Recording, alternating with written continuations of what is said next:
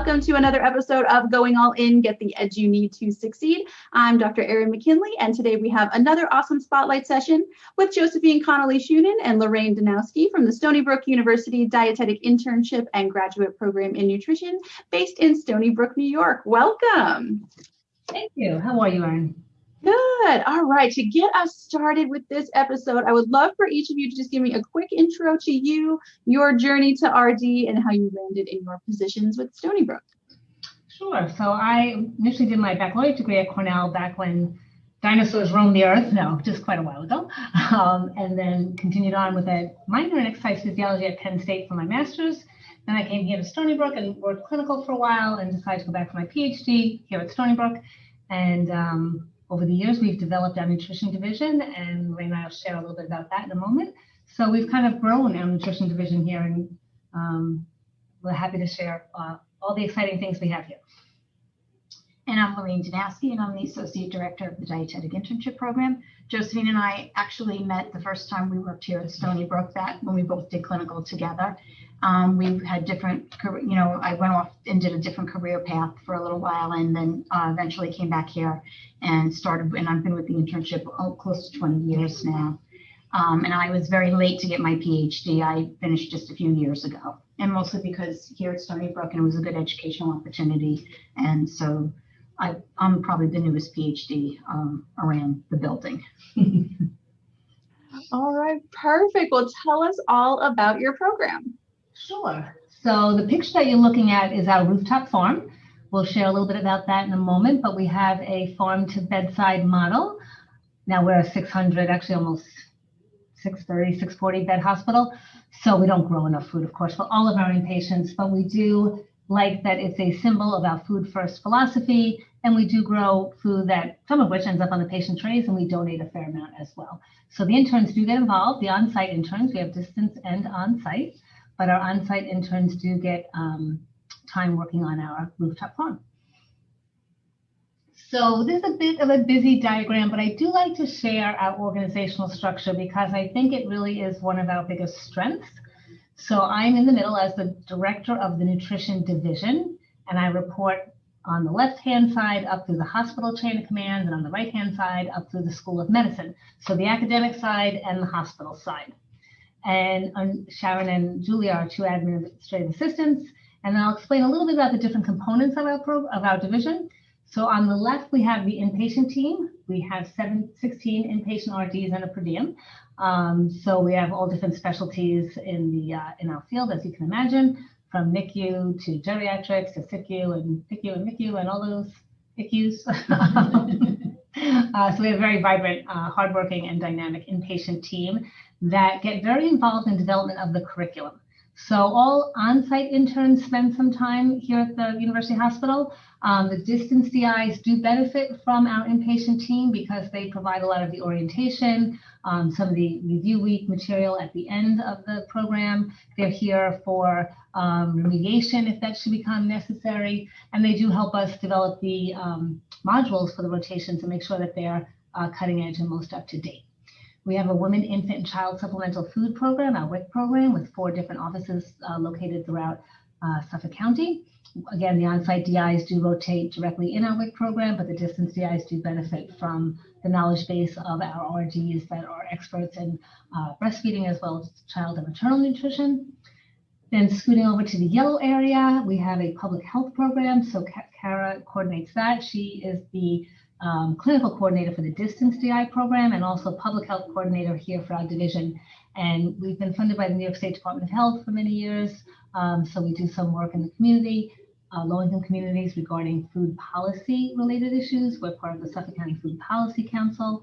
And we also work with the campus community as part of that public health rotation for our on-site interns. And the distance interns, spend a lot of time with Kara because she is the clinical coordinator for that. Stony Brooke Heights Rooftop Farm is tied to that community work. During the COVID crisis, food insecurity and hunger, of course, was an issue here on Long Island. We got hit quite hard in the spring early on, as I'm sure you've seen and heard in the news. So a lot of the produce that we grew this year, we donated to our community partners to help alleviate some of that food insecurity. We have a graduate nutrition program master's program in nutrition that is 100% online. So whether interns match with us or don't match with us, you could still do our master's program. It's a 36 credit master's program. We have very competitive fees, especially if you're a New York State resident. But if you're not a New York State resident, if you're out of the state, it's actually, because it's a fully online program, it's a reduced rate for tuition. So it really is quite an affordable master's program. One thing to keep in mind, I think it's very confusing right now for undergrads trying to sort through the different kinds of programs you can apply to. So as we all know, in 2024, the master's will become required to sit for the registration exam. However, right now, it is not required. So we felt very strongly that we didn't want to require the master's right now as part of our internship program, because as an intern, you can do the internship, you could start the master's the summer prior to the internship, take a class or two. There's some benefit in saving money and earning some credits through your rotations if you start the master's while you're an intern. But you don't have to finish, right? So we don't require that you finish the master's to get your verification statement for the DI, because right now, until January 24, you could sit for the exam without a master's. You could get a job.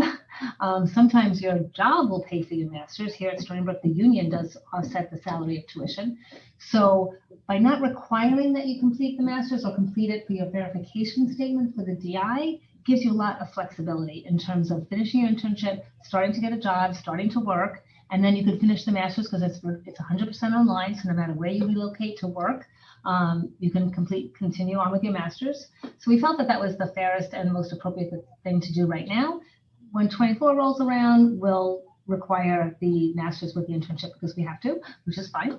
But right now we're trying to be as flexible as possible for students to help you with finances and overall managing your work-life balance. So that's a little bit about our master's. The adjuncts that teach in the master's are most of our clinical staff here at Stony Brooke. And then the internship is, Lorraine and I run the show. Lorraine and Sharon actually run the show, certainly more so than I.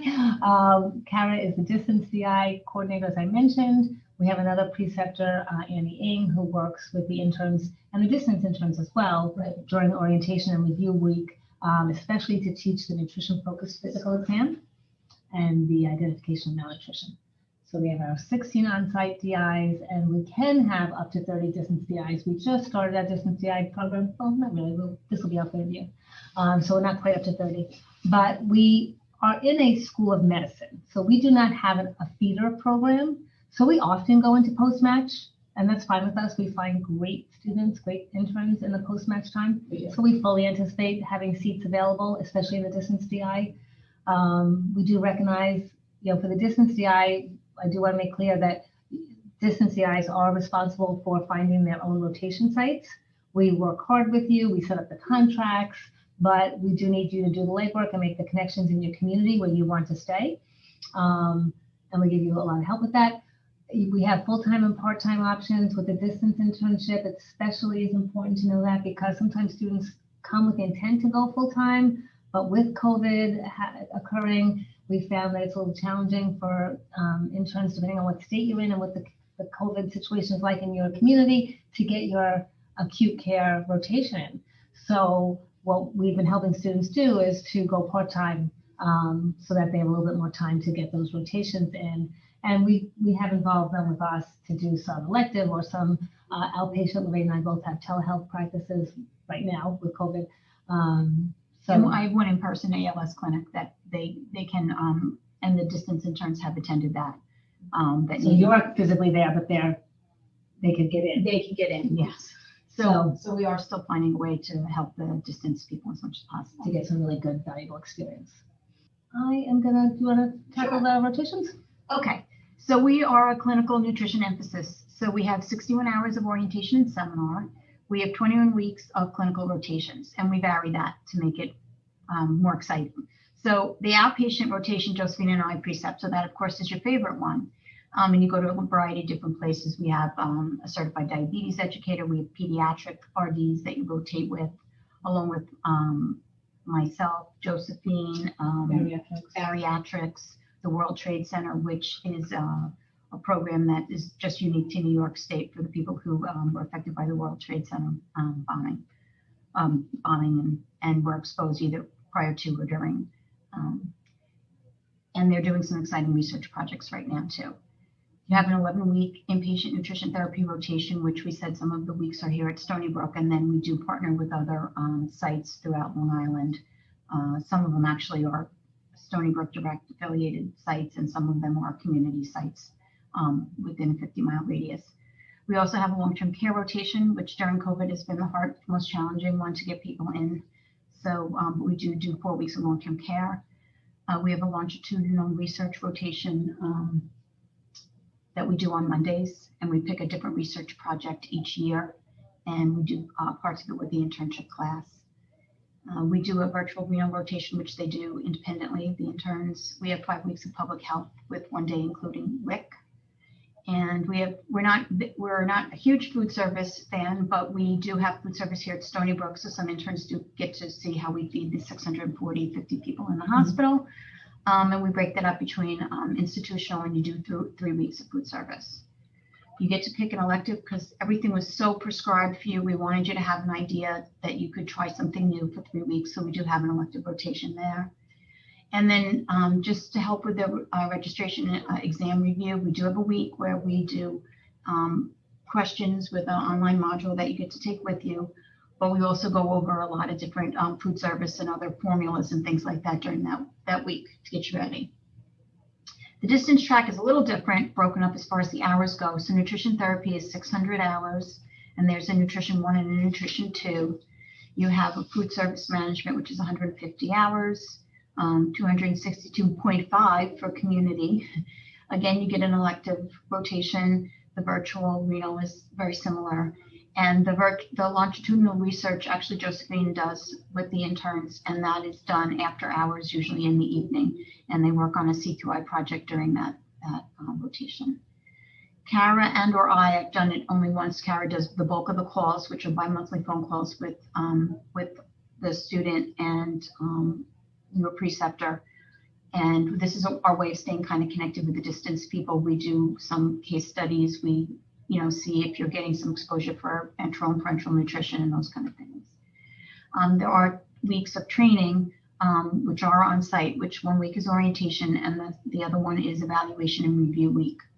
And we do some, along with studying for the test, we also do some evaluation of your skills, specifically for the nutrition-focused physical exam. With COVID, this has been different format, but this is our model and what we're trying to achieve, having you here online. So the distance DI, we go through a really rigorous process to make sure that we feel connected to you, that you feel connected to us, and that is why we have those calls twice a week with Kara. If somebody's having a concern, they don't really think they're catching the tube feeding, then we can review that. We can provide extra resources and help for our distance DIs through that, and we become aware of their needs through that mechanism. And the research rotation, I really feel like I get to know the distance DIs quite well. We do a very, very rigorous CQI project because the distance DIs can access our medical record. So right now we're doing with the distance DIs, and actually the on-site ones too, a CQI project looking at micronutrient delivery to our COVID positive patients, both in the spring when it was all very new, and then also looking a little bit more at patients that were in our second wave. So that's a really interesting project that we're in the midst of kind of wrapping up right now. And for the on-site, the research project will be, because it's just been approved, is work with patients, pediatric patients that have acute lymphoblastic leukemia. And we're looking at changes in body composition and food intake and physical activity patterns. And then after their intense phase of treatment, doing a nutrition intervention to see if we can have more positive changes in body composition. So that's a lot. A lot of the next slides are going to be picture format. So all of this is, of course, online, all of this detailed information. We want to give you a sense as to the variety of rotations that we offer here at Stony Brook. And our emphasis is definitely clinical care and nutrition therapy. But of course, we meet all the food service requirements as well. And I have a passion for public health as well. That's something that I started off doing about 25 years ago. Okay, let's see what's coming up next. So yeah, we're going to just share some pictures now because a lot of the more detailed information is going to all become a blur to you. So we'll just share some pictures. Lorraine, I think you might remember this one with Ed at pharmacy. So this is, we went into the TPN pharmacy for a tour. Actually, I think since this was taken, they've moved the pharmacy and everything, but they had to be gowned up to go in because it's a sterile environment. So they got to see how the TPN was analyzed and the orders checked and actually created. We forgot to mention that we do have, as part of outpatient, you work with Stony Brooke Athletics, and considering the campus community, the campus as a community in public health, you might do some work with our athletics department across campus. So we provide individual nutrition therapy, and we're very involved in the fueling station, advising them on the training table for athletes, working a little bit, currently it's on my mind because we're dealing with some patients with eating disorders right now that are athletes as well. So that's a very interesting part of our rotation. And I'm going to assume these are public health presentations that our interns did. And the one on the left is actually a trained chef. So we liked having her in the class because she brought a good food service and a passion for clinical dietetics together in that year, which was really good. So then some interns working doing a lobby display and food tasting, obviously, at one of our WIC offices. Oh, this is the research. So we had a feeding study we did last year, which we had, again, another trained chef who was a volunteer actually doing a mini internship with us from Johnson & Wales. And we also had a chef from Johnson & Wales doing culinary nutrition. And this test kitchen is actually in our department. We actually went to a physical test kitchen, which is coming up, I think, in the next slide. So we taste tested the recipes first. Then we mass produced them with the help of another dietitian chef, Megan, who was our previous intern. And we cut and chopped on Mondays. We froze the food. We transported the food. We shopped for the food. We created the recipes, and we had to weigh everything on a gram scale. And that was very labor intensive. So we created a metabolic kitchen. So we plan to do more feeding studies with the Cancer Center here as we move along with our research agenda. These are our masked interns, even before COVID. That's our farm. Beautiful. It's so beautiful to work up there for a while. It's very interesting, right, to go from the ICU and dealing with tube feeding and then, I think I'll go weed the carrots for a little while because I want to get outside. So we're very proud of our farm and love to work on that. Oh, this is your baby. So, and I'm hoping we get to do CHOP this year. So we always do a cooking competition. I put you in pairs, and then we have judging at the end. It's so much fun. The first year, I think it was so scary, but every year we do this, and I think even more of the food service people from the kitchen get involved, and we have them as judges, and it's just so much fun. And we come up with ingredients. I don't give you anything unusual, like any eyeballs or anything. It's all stuff that you would eat.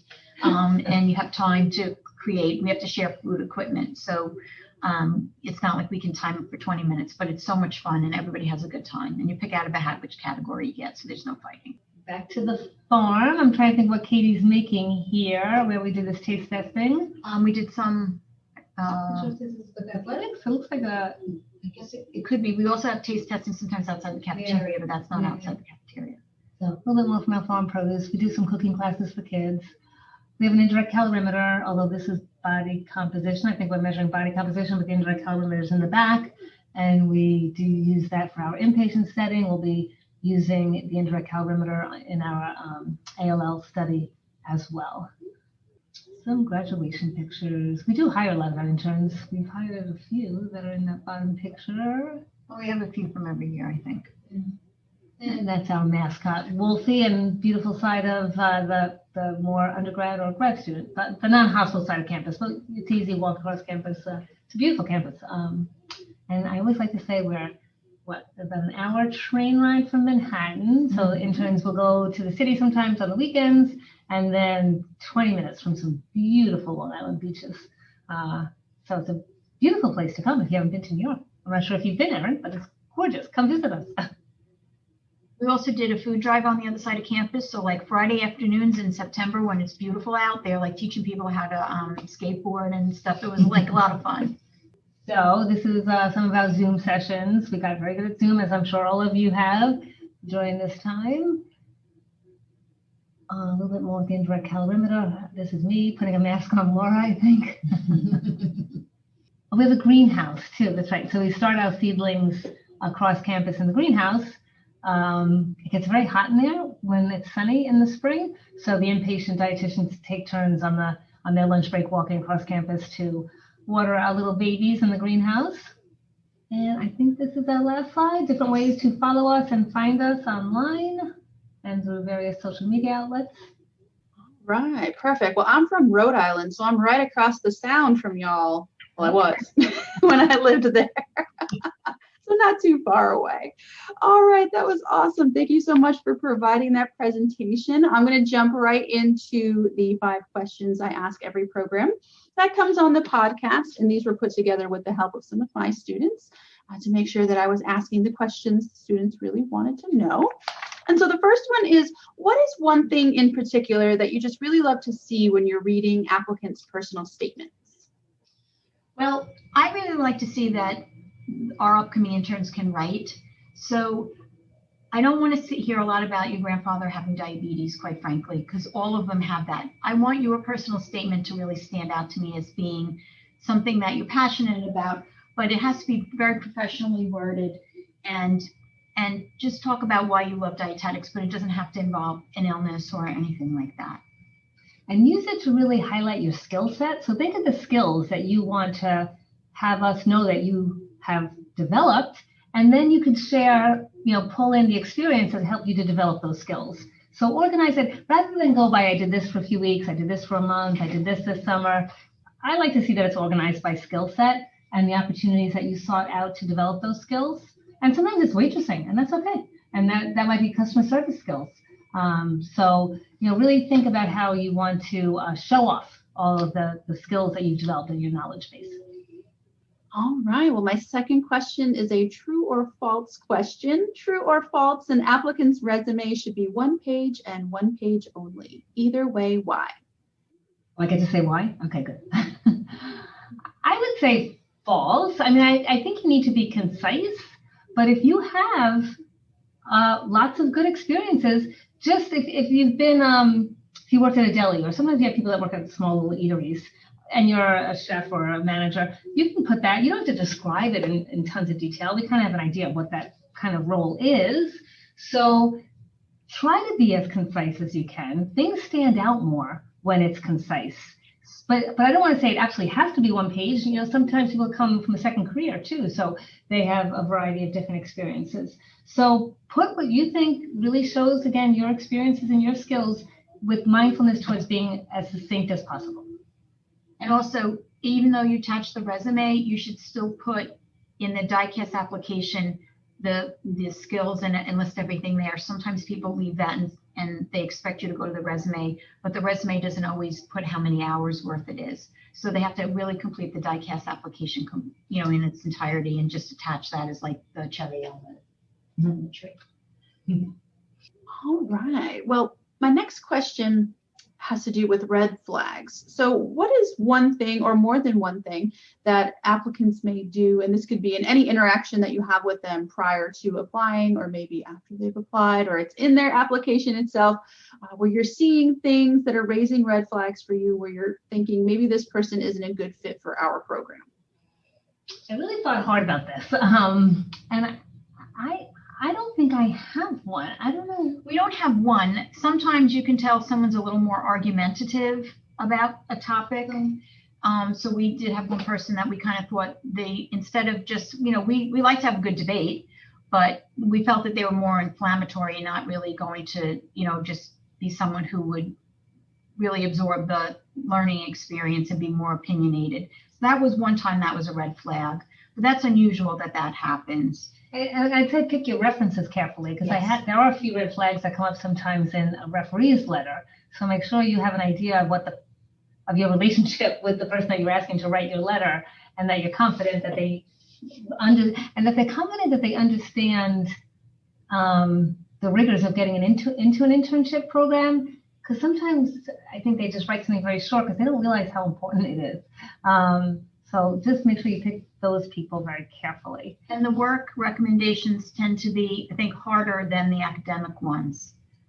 So they should keep that in mind when they're picking. Like, we want to see one from a boss, but a boss won't probably pick up as many accolades as an academic recommendation will. Because again, they don't realize how competitive it is. So we try to take that into consideration, but they tend to write very short ones.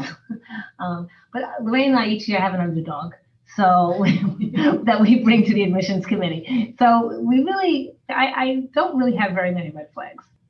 All right, perfect. So what is one area of the program that you feel you're actively trying to work on to make an even better experience for the interns? I would say getting opportunities, creating opportunities for interns to do counseling on their own. Because Lorraine and I have clinics that, that we see patients every half hour, and we have to bill. And sometimes people are self-paying, and they bill insurance companies. So we have to be on it, and we have to move the sessions along. So over the years, Lorraine's worked really hard to get some opportunities where interns can run the show. So for example, in employee health, and we also have the interns go on maternity counseling. We go out maternity counseling where they go on the floor with the new moms. COVID changed a lot of that this year, but we are hoping that this will come back. So they can go in, enter the room, and talk to the new moms with the new babies and give them some nutrition education. Because they're low risk patients that the RDs don't need to see. So it's an opportunity for an intern to learn to walk into the room by yourself, introduce yourself, provide a message, do an assessment, write a short note. And the Stony Brooke home, we have a clinic one Sunday a month for Indigenous or people without insurance that the medical students run. So we've involved our dietetic interns in that. So again, they have 1 or 2 patients where they can walk in and they're by themselves, that we're on speed dial, but they can develop their own style after observing RDs in a way that's not too time stressed, where we're not billing, so we don't have to, worry so much about keeping on time and providing what we need to provide to justify our billing, basically. And they get to use the interpreter, whether in person, live, or with the phone. That was another opportunity for them to do that. I think in the outpatient setting, trying to find opportunities for them to do counseling in a meaningful way where they're really doing it, not just watching it. All right, perfect. Well, my last question of the 5 is a 2-part question. And the first part is, what are the 3 best adjectives, descriptors, or phrases that you feel best describes your program overall? So I was thinking about this one too. So innovative, I think we're very cutting edge. We're very, in our outpatient clinics, I do a lot of integrative nutrition with GI physicians, how we're working with COVID patients, feeding through proning, etc. So definitely innovative. I'm going to say resource rich, because we have the variety of dietitians. There are almost 40 RDs in our nutrition division with all different specialties. So resource in terms of personnel and knowledge and trainers and mentees. So that, and then very fast paced. I do like to say that because I want to make sure that we are a good fit for you. So we are a very fast paced program. People know my run because my very fast walk, almost a run. I'm 5'1", so I have to move fast with these tiny little legs that I have. So we are moving. I'll be like, interns can be sitting down, like, you want to go to the staff meeting? Come on, let's go. And you get up and go. And then don't take forever to put your stuff together and whatnot, because I'll be down the hallway. So fast paced.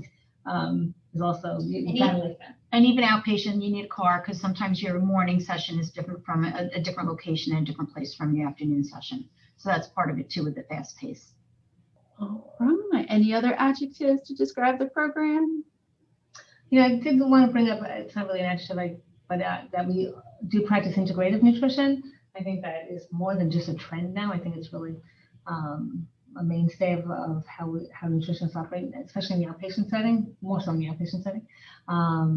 So that's something that is, we teach classes on that. If you do the master's, we have an integrative nutrition therapy focus as well. All right. Well, the second half of the question is very similar. 3 adjectives, descriptors, or phrases to describe your ideal applicant.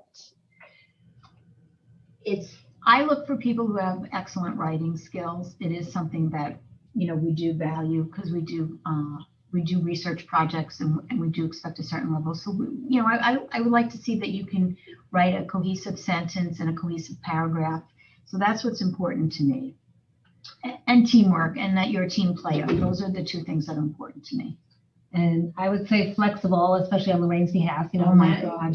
The schedule was tough this year because of COVID and having to, just change things around. And so it has a few holes in it. Don't tell anyone. So, you might think you're going someplace, but then they change their rules. And so now we have to put you someplace else. And that's, Lorraine will say, if you don't mind me saying, Lorraine, that's her job for the on-site, is to find the new spot for the distance DIs. We try to help you find a new spot. We'll try to do some telehealth, involve you in our telehealth in the meantime. But flexibility is really important. And then also, I would absolutely say intellectual curiosity. So I like when, if I give an intern something to look up or follow up with a GI patient who's on a serotonin reuptake inhibitor, and I want to put her on a supplement that works with tryptophan and serotonin preps. And so I might say, look up and see if there's any interactions. Should we be concerned about recommending this? And I don't want you to come back in 5 minutes and do a cursory look. I want you to look it up and really read and make sure that you're looking at the most recent articles you can find, that you're looking at natural standard or natural medicine is called now, that you're looking at consumer labs, that you're checking multiple resources and comparing. I always say with clinic, I always end up with 3 or 4 questions by the end of clinic to follow up on, because we want to practice. And I do mean this in the most cutting edge evidence-based way. So I want you to be curious. I want you to not just ask, well, what do you do for this? Or what's the cookbook answer for treating patients with gas and bloating? Well, there really is no cookbook answer. You have to really think and put a timeline together for your patients and the symptoms and different events that happened in their life, maybe chemical exposure or in their environment. What hobbies do they have? I want you to be curious and putting together the patient's story and putting together the treatment plan. So intellectual curiosity would be one of mine, flexibility, and hardworking, of course. We want you to really come ready to work, bright-eyed and bushy-tailed, as my mom used to say. Yeah.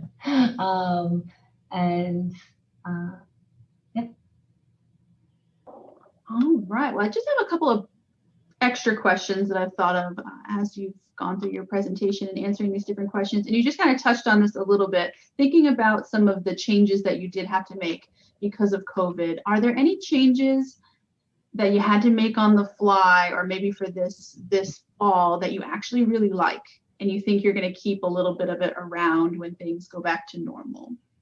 Well, I think probably telehealth for some of our patients. We'll probably always have a little telehealth now. I do ALS clinic, and it's hard for some of those patients to get out. So I could see where we may not see them in person every single time. I could see that continuing. And some of our patients have to take mass transit to get to certain places. So I think telehealth for them is a valuable tool. But we will likely go back to seeing patients in person probably, by the fall. We did bring everyone back early so we could have everyone have like some real exposure. But we won't keep that. We're going to go back to starting the day after Labor Day again. But we did that during the COVID because we wanted everyone to have, some patient experience, so to even it out. So if we did have to go remote, which we did last year, everyone would have had some personal experience interviewing the patient. And the distance DIs got to take advantage of the telehealth and getting a little bit of our style and the kinds of things we do in our patient clinics. I do think we'll maintain some degree of telehealth. And I had to laugh when you say do things on the fly. Everything's on the flyer. But I was trying to keep the interns here for so long, for as long as possible. And then finally I went over to the dean of the School of Medicine. And I'm like, what are you guys doing with the medical students? And they're like, Josephine, we sent them home 2 days ago. And I'm like, well, no one told me. So we kept the interns here. And then because I do believe we are resource rich, so because we were able to rely and depend on our inpatient team, I was able to pay them extra service, but we involved the interns in the evening. I had some of the inpatient dietitians stay and work an evening shift for 4 or 5 hours and Saturdays to involve the interns virtually with inpatient care. So you can access the EMR. So they're able to do all of their chart review and look up all the labs and medications, et cetera. And then with our COVID patient populations at that time, most of them were tube fed. In the beginning, we vented and tube fed everybody, so they couldn't talk. So in terms of an interview, they'd be assigned patients. They'd call the patient's family at home or talk to the nurses on the units and then put together their nutrition plan and write the note.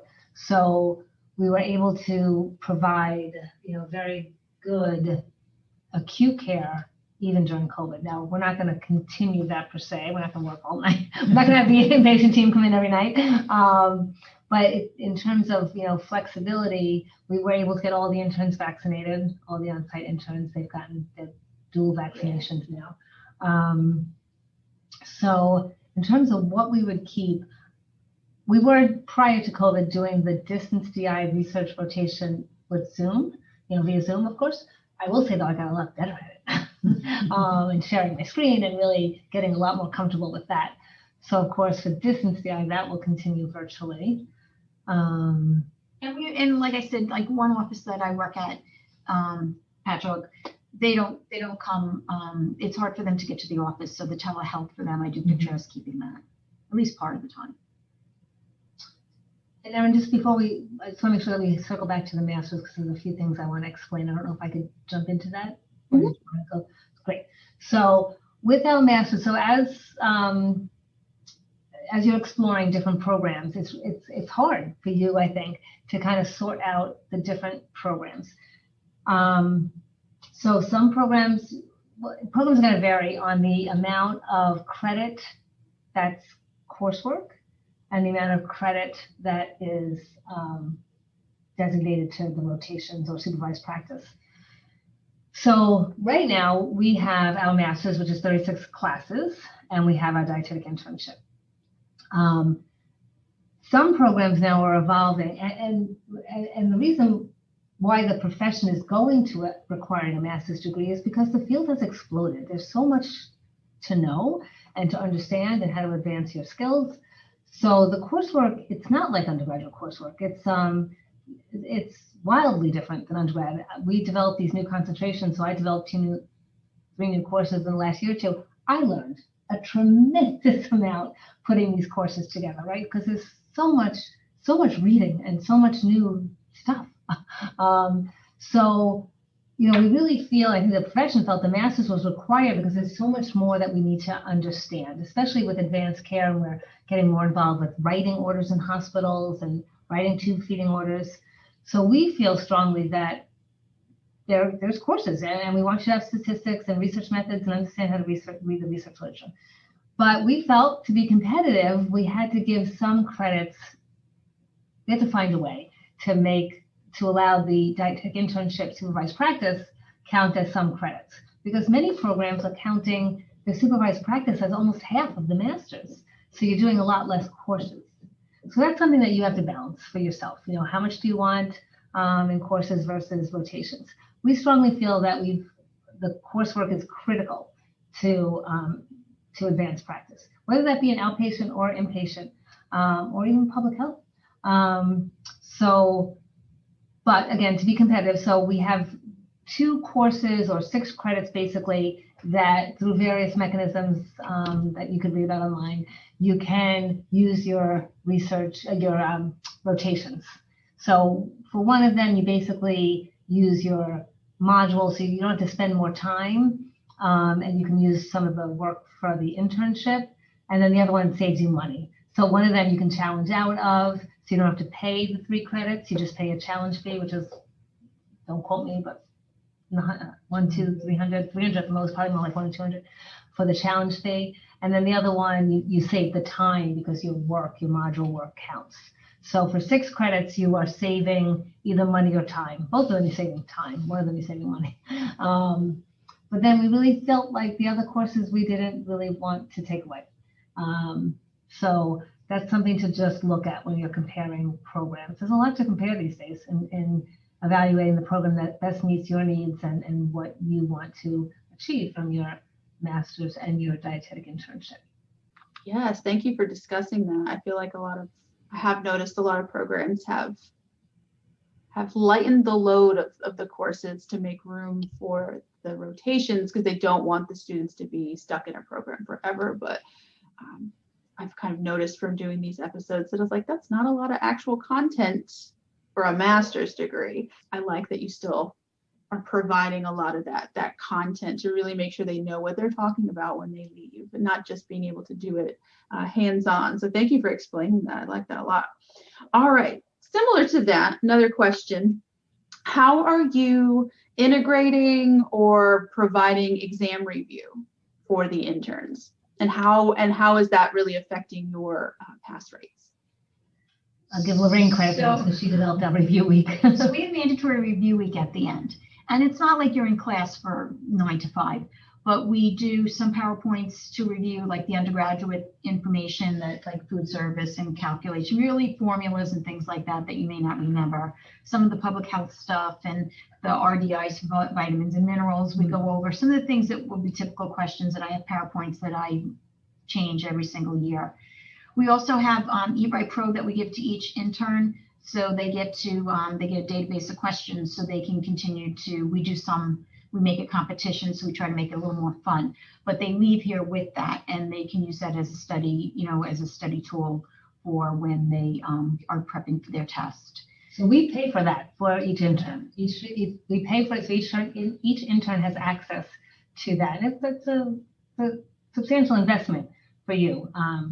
And Lorraine will go through like getting started and what the questions are like and why you might pick certain answers. They give also. And they give explanations. And if we don't understand it, we take some time to like look it up and really go through it and explore it.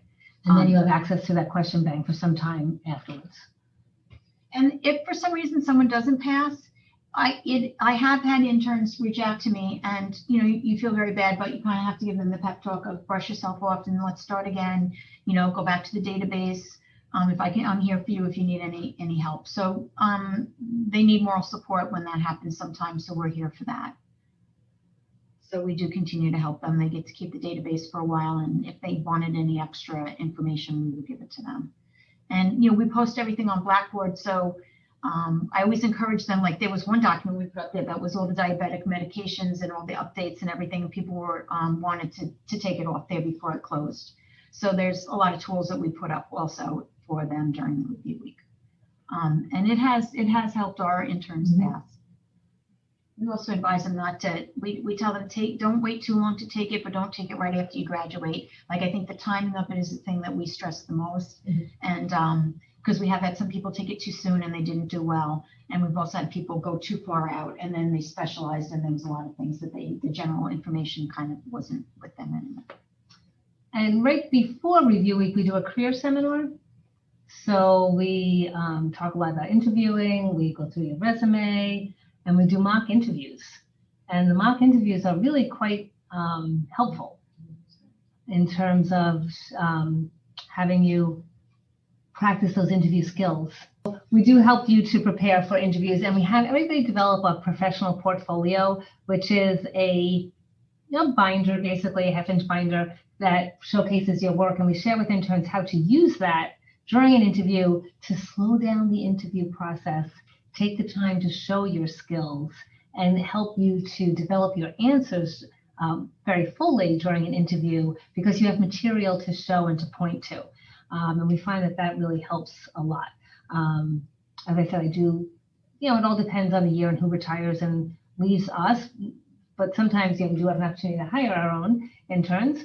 So I have found over the years that when people do come, my interns or not, with that portfolio, it does really help the interview process. It really does help you show off your work and demonstrate your skills. So we do a lot with Career Seminar as well. And we keep you on a listserv. I'm sure lots of programs have this. We have an alumni listserv. So through my various networks on different state or various A&D practice groups, we post positions. Sue seems to always post NICU positions. So we keep a steady flow of job opportunities and helping interns know what's available in New York and really across the country as well. And we always say every rotation is a potential job interview for 4 weeks or 8 to 11 weeks or however long you're there. That if someone really likes the skill set they see, that you're hardworking, if they do have an opening, a lot of times they will call and say, oh, that intern you sent, make sure they know that I have a position open at my facility. So, we always tell them, put your best foot forward at all rotations because you just never know. All right. Well, that was all the questions that I had. So to close out this episode, I would love for each of you to give our viewers just a quick take-home message for potential applicants or potential second rounders or potential current applicants that are thinking about changing up that rank order. So I will say it's an absolute fascinating time to be entering the field of nutrition, both in terms of telehealth, integrative nutrition, and the focus on our profession during COVID. Here in New York State, the governor has recognized us as the professionals to provide nutrition therapy in hospital settings, and CMS has done the same thing, Centers for Medicare and Medicaid. So it's an exciting time to be entering in nutrition and lots of opportunities. I mean, we've increased our staff by at least 4 or 5 RDs in the last 5 years. So there's growing job opportunities. So if nutrition is your passion, and I assume it is if you're listening, and you don't get your first choice, do realize that there's lots of opportunities in the post-match period. And take a deep breath, but act fast. I will say in the post-match period, I can speak for us, we will make decisions quickly. So people will call a month later and say, oh, do you still have that spot open? I'm like, no. So you really have to act quickly in the post-match period. Be thoughtful. We never put people in a position where they have to answer us right away, but be ready to make a decision. Know where you can move or can't move to, know what you can spend or can't spend, have your finances in order, which is hard at any age. Speak to your parents if they're helping you, so that you're ready to take in any offers or information and make a decision that will work for you fairly quickly. And don't be disheartened. There's always more than one way to get to the path you want. But rolling admissions is very quick, fast-paced. We, in the old days, we took down your email completely. We used to blow up the fax machine because people would be faxing us stuff. So it's a much better process. And as much as we want people placed, we know that you're anxious too. It's a tough time. You want to be placed, so we understand that. So like Josephine said, you do have to act quickly, but there are spots open, and we've gotten many really excellent candidates.